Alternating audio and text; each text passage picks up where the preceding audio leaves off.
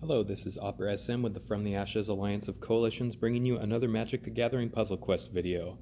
I brewed this up at stupid o'clock last night.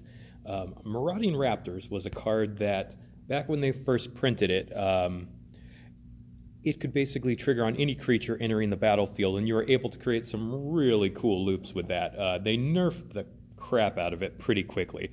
They made it so now it only triggers upon casting another creature, and while it says, while it's on the battlefield, your creature's cards cost 3 less to cast, whenever you return a creature back to your hand, that creature was not going to get that -3 discount. So it's a lot harder to try to loop. But I finally found a way to do it again and get a beloved dinosaur machine gun going again. So it now requires 4 cards to do it, but this is how the combo works. So we'll have a Marauding Raptors in play, which basically is there for whenever you cast another creature, this creature deals 2 damage to it.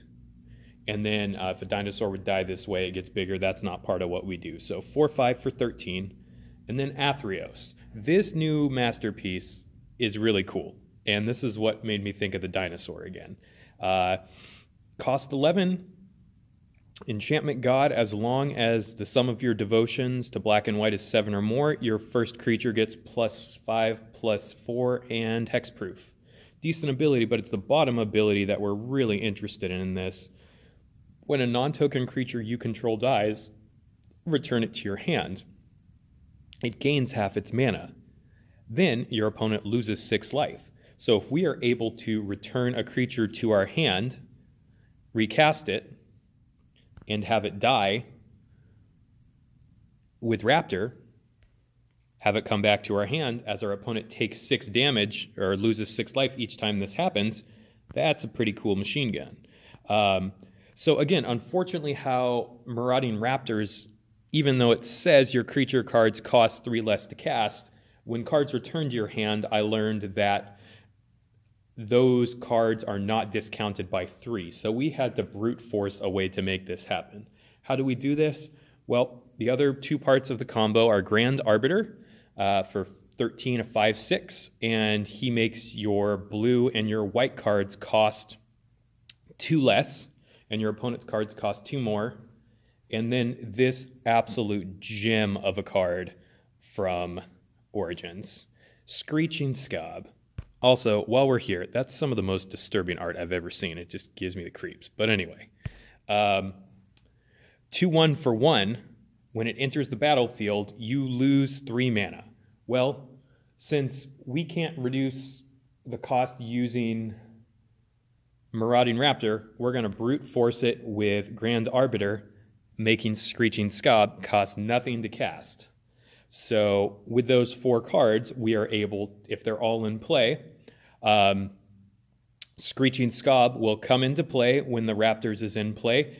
It will die, go back to your hand, be free to cast, and the opponent loses 6 life, and then it can keep looping. It'll keep coming back and keep being free to cast off of Grand Arbiter. So rest of this deck is basically just ways to try to increase getting this consistency of the combo in. We have Finale of Revelation just to draw us into 6 cards or as many as we need with some mana. Finale of Devastation to find a card. Note with this, we cannot find the Skaab as the last card with this because that would mean that it would get a big buff up. Actually, I haven't actually tried it, so we might try it at some point. Maybe it comes in and dies before it gets the buff, but I bet it gets the buff first. Finale of Eternity in there, just because a little removal's not the worst.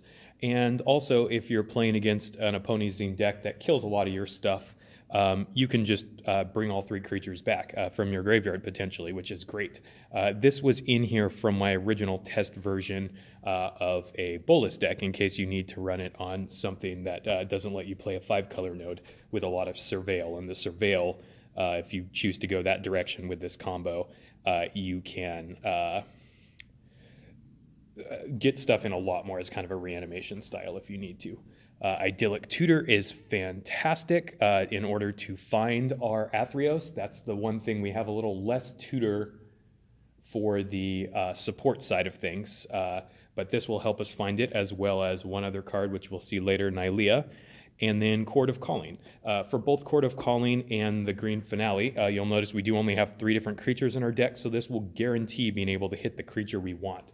I was playing around with Arcanist's Owl as another way to fetch supports, but that got 4 creatures in the deck and it made it a little too clunky. Finally, last card, it could be a removal spell if you want to go a little more controlling, but I also just got, in addition to Athreos, this Nylea Keen-Eyed, and it's a pretty cool card. First time I'm messing around with it. These gods are really interesting too. I did not click on it for Athreos, but let's look here. So they are legendary enchantment gods that are supports, and then they have this resilient. Whenever a player matches this support gem, it gains 1 shield. Then this support gem changes colors. So it makes this really hard to kill unless your opponent specifically has something that will kill an enchantment or a support. But in terms of abilities, as long as your devotion to green is 6 or more, your first creature gets +5/+6 and trample. I think these abilities are really cool on the gods to kind of mimic the weird triggers they have in real life. I'll give them some credit. I think they did a fun job with the implementation of a lot of these gods. But it's the bottom effect, just like with Athreos, which is what we're really interested in. At the end of your turn, fetch the first creature card from your library, then each creature card in your hand gains 2 mana.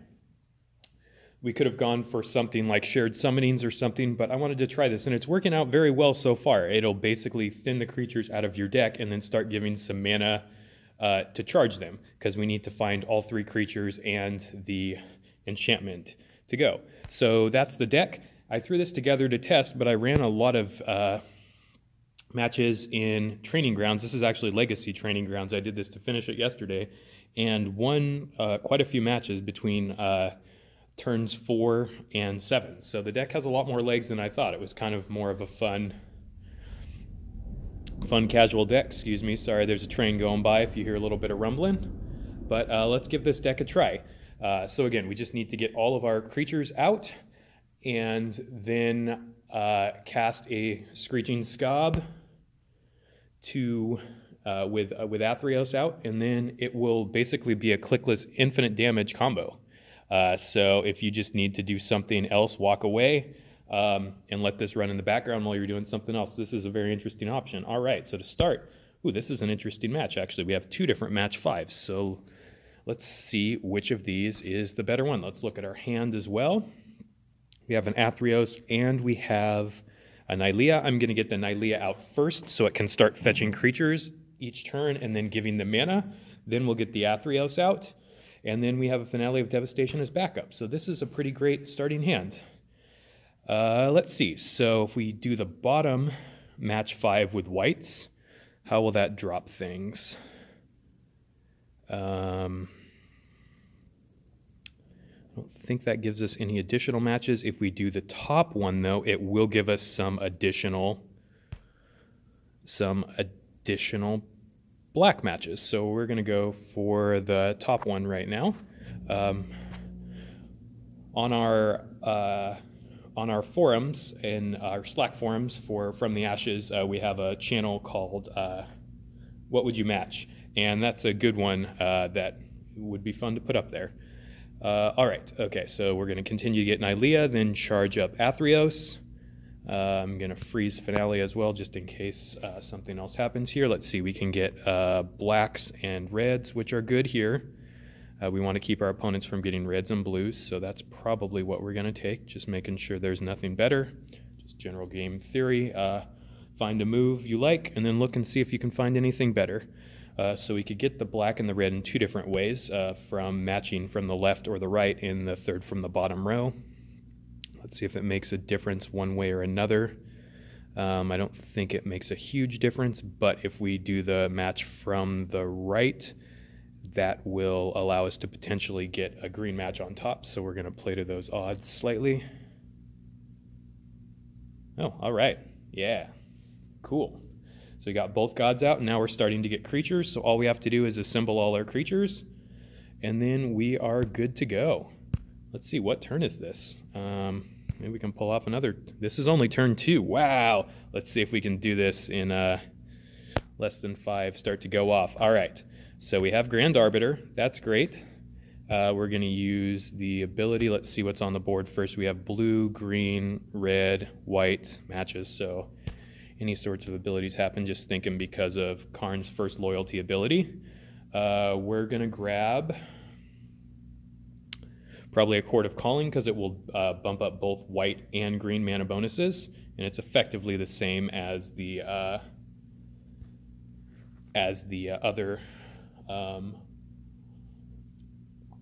as the green finale. And again, I'm not exactly sure how that interactions work with the Skaab, so I'm gonna do that. So what I'm gonna do is actually start charging up the Chord of Calling first, because Grand Arbiter is going to be gaining some mana, and then we'll see I can use it if it grabs a second piece of the combo to grab the final third piece, since I can guarantee hitting what I want. So again, the pieces of this just actually fit together really, really well. And the deck is overperforming compared to what I thought it would be doing. So let's see, we can get some, well, if we match over on the right, we can get 3 green, 3 blue, drop that down into another 3 blue, and then 2 or 3 white. Yeah. See if there's any way to do this even better, but that looks pretty cool. We're just going to take it here and watch this cool interaction we're going to get between all these guys. There we go. Now that matches. Great. I'm actually going to hold off on the Chord of Calling right now because I want to see what other creature I get. Oh, poor Greg. You had a match 5, buddy. Come on. You need some help. Your AI is sick. All right. Let's see. Can we go off this turn? I bet we can go off this turn. So let's see. This is turn 3. We're going to get a turn 3 win with this combo deck. Yeah. Sorry. I'm far too excited about this. No. Okay. It's still okay. Maybe we can actually still do it. But let's see. So Grand Arbiter, we don't necessarily need. I'm just going to go ahead and get rid of some cards in hand so I can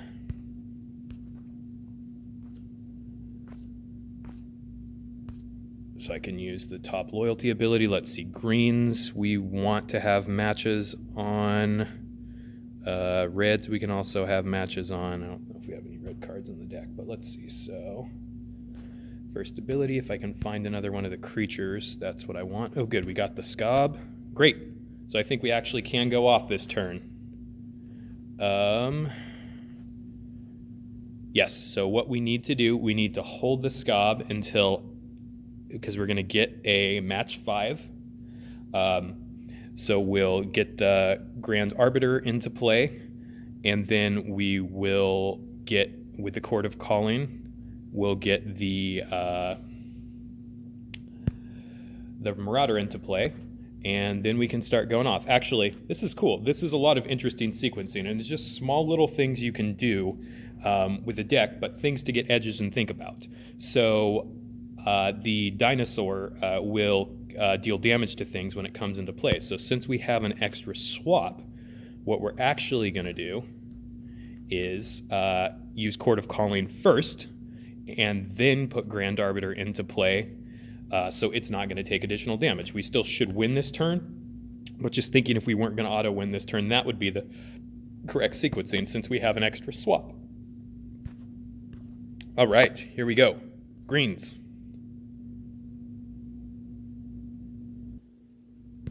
Find that dino. You come in, marauding dinosaur.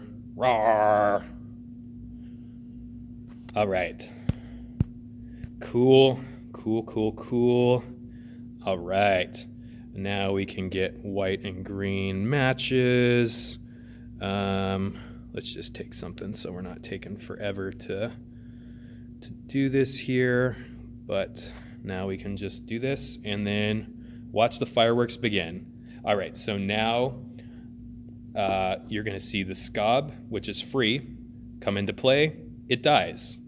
It comes back with Athreos. It drains our opponent for 6. It comes into play. The dino hurts it. It dies. Athreos comes back again. Drains again. Comes into play. Ad infinitum. Not clicking anything. I'm going to take a sip of my coffee here. This is great. I can just sit back, kick my feet up, watch Greg hit himself. Hope you enjoy this. Again, we got a turn 3 win with this combo here. This deck is really overperforming. I was making it kind of as more of a fun, casual deck because I was obsessed with this Marauding Raptor earlier. But I think this deck has some serious legs to combo off in Standard. And I think Greg could actually play the deck okay as well, which would be a little interesting. See if that wreaks havoc a little bit. But we've got a lot of awesome brewing that's happening this weekend, and I want to give a shout out to Madrins, Sunbro, Nair, Alfred, who realized you can do some weird things with Calyx and make some infinite enchantment token creatures with an Archon. So we've had some really fun brewing sessions and Eureka moments this weekend. If you're interested in brewing with some amazing minds that are better than me, and that's why I love this group, we have some awesome, amazing deck builders in our Slack chat. If you're interested in joining us, we'd love to have you. If you were looking for a team to play on or just to discuss general theory, we'd love to have you either way. But you can send an email to goblinpile@gmail.com or fromtheashespq@gmail.com, and we can get you an invite to our Slack. Take care. All right, one last time, and Greg is vanquished. Ugh. All right, enjoy this video, everyone. Stay safe out there. Bye-bye.